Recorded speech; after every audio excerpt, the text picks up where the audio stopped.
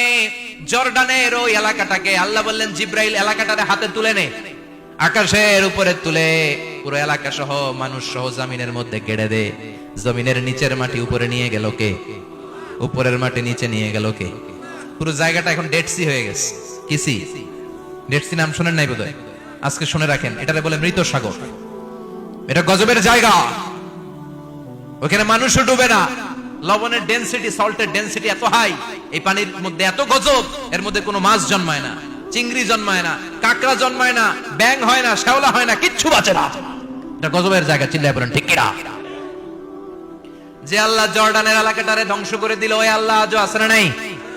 এই জন্য নিজ দিয়ে তিনি যেমনি আযাব দিতে পারেন, ভূমিকম্প দিতে পারেন, জলোচ্ছ্বাস দিতে পারেন, উপর থেকে তিনি শিলাবৃষ্টি দিতে পারেন কি পারেন না? মাইথের দিয়ে কখনো শিলাবৃষ্টি হয়েছিল? হ্যাঁ, ফসল ক্ষেত শেষ করে দেয় না? ছাগল টাগল মরে যায়। ছাগল যদি ইয়েতে থাকে ক্ষেতের মধ্যে, বড় শিলা মাথায় পড়লে শেষ, মানুষও শেষ, টিনের চালও শেষ। কথা কন। এরপরে আল্লাহ যদি উল্কা বৃষ্টি পাঠায়, উল্কা যদি পড়ে, কই যাবেন? কোথায় যাবেন আপনি? উল্কা চিনেন? মহাশূন্যে বিশাল পাথরের খণ্ড ঘর্ষণ খেয়ে পৃথিবীর ভেতরে ঢুকে যায়। এই পৃথিবীতে সবচেয়ে বড় উল্কাপিণ্ড পড়েছে সাউথ আফ্রিকাতে। সাউথ আফ্রিকার একটা সিটি আছে, হোবা সিটি। এই হোবা শহরে 60 মেট্রিক টন ওজনের একটা উল্কা পড়েছিল, যেখানে পড়েছে পুরো জায়গাটা বিশাল খাদ হয়ে গিয়েছে। এরকম একটা উল্কা যদি এখানে পড়ে আজকে, বাঁচার উপায় আছে? যে বিল্ডিং এ আমরা থাকি, রাত্রে বেলায় ঘুমাই আর ধুম্মা চলে ধুম দেখি রাতে, ওই বিল্ডিং এ যদি একটা পড়ে, কথা কন, ডান্স ক্লাব গুলার উপর যদি পড়ে, পতিতালয় যেগুলা আছে ওগুলা যদি পড়ে, যেই হোটেল গুলার মধ্যে আকাম কুকাম হয় ওইটার উপর যদি পড়ে, নাকি আল্লাহর এখন দেয়ার ক্ষমতা নাই? কথা কন। তার মানে বেঁচে গেছো, পার পেয়ে গেছো মনে করো না, নিজ দিয়েও আযাব আছে, উপর দিয়েও আযাব আছে। চিল্লায় বলেন ঠিক কিনা? এজন্য ভয় পেতে হবে একজন সত্তাকে, তিনি কে? সব ক্ষমতার মালিক কে? এরপর আল্লাহ বললেন আওয়ালাম ইয়ারাউ ইলা আত-তায়রি ফাওকাহুম সাফাতিন ওয়া ইয়াকবিদনা মা ইউমসিকুহুন্না ইল্লার রাহমান ইন্নাহু বিকুল্লি শাইইন বাসীর। সুবহানাল্লাহ বলেন। আল্লাহ বলেন তোরা নাস্তিক হস কেমন করে? মানুষ নাস্তিক হয় কেমন করে? মানুষ কি মুক্ত বিহঙ্গের দিকে নজর করে তাকায় না? আকাশে মুক্ত বিহঙ্গ নাই? বিহঙ্গ বুঝছেন তো? পাখি। পাখির কথা কোরআনে বললো কে? সুবহানাল্লাহ কইবেন না? ওয়া আরসালা আলাইহিম তায়রান আবাবিল, আবার কাবা ভাঙতে এলে পাঠাওয়া বাবিল।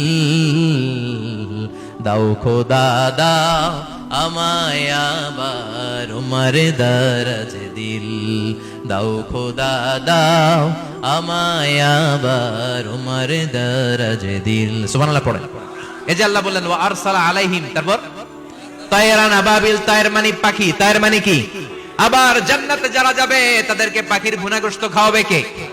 জান্নাতে যাওয়ার সাথে সাথে প্রথমে আল্লাহ আপনাদেরকে মেহমানদারি করবে মাছের কলিজা দিয়ে। খাইবেন? মাছের কলিজার কথা শুনে জিহ্বায় পানি আসছে না কেন?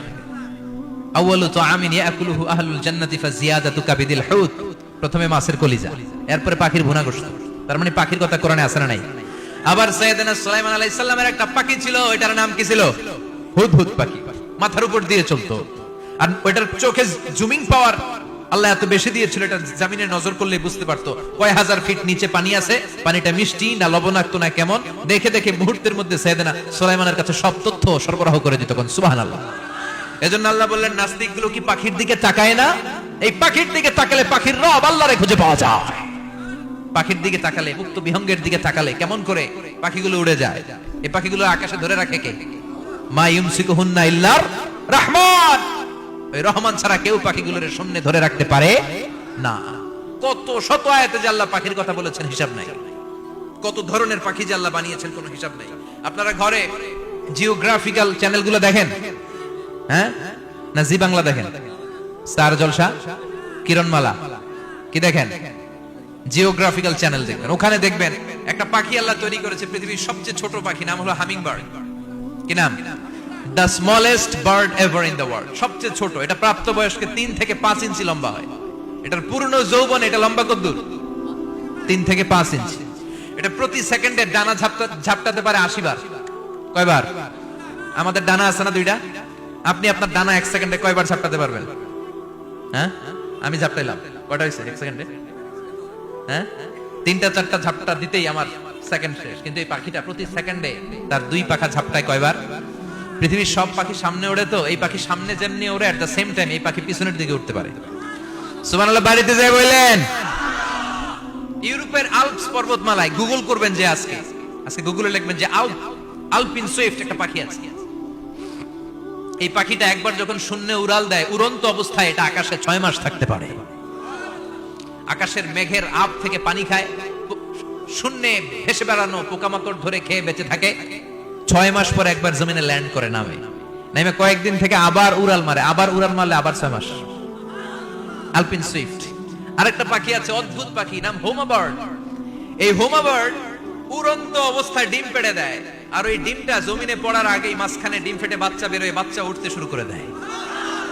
এই পাখিগুলোর কথা কোরআনে আছে না নাই? এজন্য আল্লাহ বললেন, আওয়ালাম ইয়ারাউ ইলাত তাইরি ফাওকাহুম সাফাতিন ওয়া ইয়াকবিদনা মা ইউমসিকুহুন্না ইল্লার রাহমান ইন্নাহু বিকুল্লি শাইইন বাসীর। আল্লাহ বললেন, নাস্তিকগুলো কি পাখির দিকে নজর করে তাকায় না? পাখির দিকে নজর করে যদি তাকায়, তখন পাখির রব আল্লাহরে খুঁজে পাবে। চিল্লায় বলেন ঠিক কি না? পাখিকে আরবিতে বললে তয়ের। সবাই বলেন, পাখির আরবি কি? বিমানের আরবিও তয়ের। পাখি আরবি যা, বিমান আরবিও। এই পাখি নিয়ে গবেষণা করে বিমান বানাইছে। সুবহানাল্লাহ কইবেন না? আমরা বানাই নাই, আমরা তো খোঁচাখুচিতে ব্যস্ত, আমরা আছি ফতুয়া নিয়ে ব্যস্ত। তুই 20 কারণে কাফের, তোর চাচা 90 কারণে কাফের।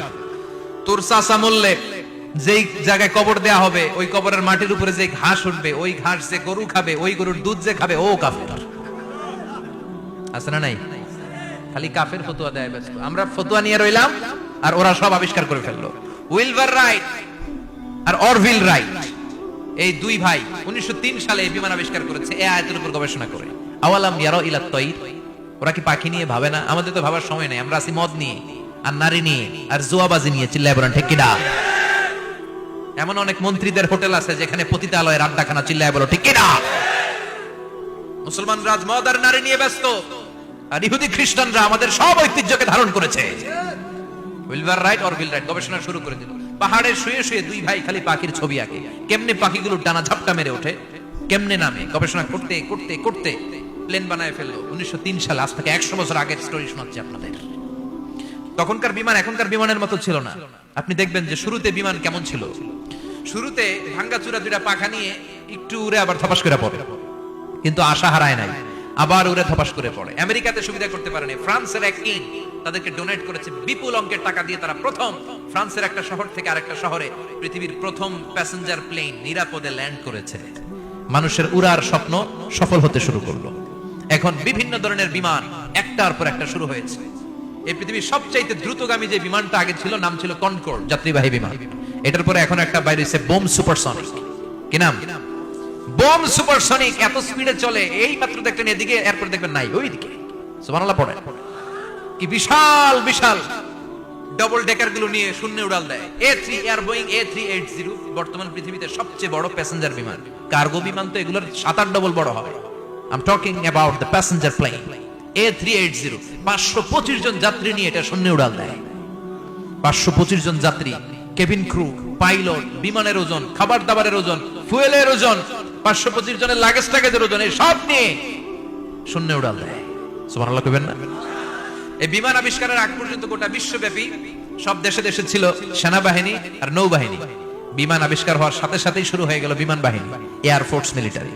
এখন বোম সুপারসনিক বানায়, এখন ড্রোন হামলা করে, এখন মিসাইল হামলা করে, এখন স্যাটেলাইট পাঠায়। আমরাও পাঠাইছি। কি নাম? Bangabandhu satellite. We launching the Bangabandhu satellite channel last year. আমরা বঙ্গবন্ধু স্যাটেলাইটও পাঠাইছি উপরে। সবকিছু পাখির উপর গবেষণা করে হয়েছে। চিৎকার করে বলেন ঠিক কি না? এজন্য আল্লাহ ডেকে বললেন, গোলাম ওরা কি পাখির দিকে তাকায় না? পাখির দিকে যদি নজর করে একটিবারে তাকাতো, নাস্তিক আর নাস্তিক থাকতে পারতো না। এজন্য নাস্তিকদের জন্য সূরার ভেতরে ডোজ আছে, আই ওপেনার আছে। সর্বশেষ আল্লাহ একটা প্রশ্ন দিয়ে এই সূরাটা শেষ করলেন। প্রশ্নটা শুনবেন? শুনবেন সবাই? আল্লাহ বললেন, কুল আরাআইতুম ইন আসবাহা মাউকুম গাওরান ফামান ইয়াতিকুম বিমাইম মাইন। বলো দেখি সবে শুকাইয়া যদি যায় এই পৃথিবীর পানি, তাহলে হেথায় তটনির ধারা কে দিবে সবারে আনি? কে দিবেন? একদিন সকালবেলা ঘুম থেকে উঠছেন, টয়লেটে যাবেন, মুখ ধোবেন, স্কুলে যাবেন, অফিসে যাবেন, কাজে যাবেন, যায় দেখেন টিউবওয়েল চাপতেছেন, পানি নাই। ট্যাপ ছাড়লেন, পানি নাই। চোখের মধ্যে ময়লা, নাকে ময়লা। টয়লেটে যাবেন, পানি নাই। পুকুরে নাইমা দেখেন পানি নাই। বিশাল বিশাল মেশিন বসিয়ে মাটির নিচ থেকে ভূগর্ভস্থ পানি ওঠানোর চেষ্টা করলেন, একটা পানি নাই। এক ফোঁটা পানি গোটা বিশ্বে কোথাও নাই। কে দিব পানি আপনারে? পানি সম্পদ মন্ত্রী দিব, ডোনাল্ড ট্রাম্প দিব, শেখ হাসিনা দিবে? কেউ দিতে পারবে? এক ফোঁটা পানি বানানোর ক্ষমতা আমাদের নয়, ঠিক কিনা? পানির বৈজ্ঞানিক নাম হচ্ছে H2O। কি নাম? এই দেশে H2 নিয়ে কত কথা আছে না নাই? হাইড্রোজেনের দুইটা মলিকিউল, অক্সিজেনের একটা মলিকিউল। এই দুইটা গ্যাস, হাইড্রোজেন আর অক্সিজেন, দুই গ্যাস একসাথে মিলাইলে কি হয়? কথা বলেন। মিঠা নদীর পানি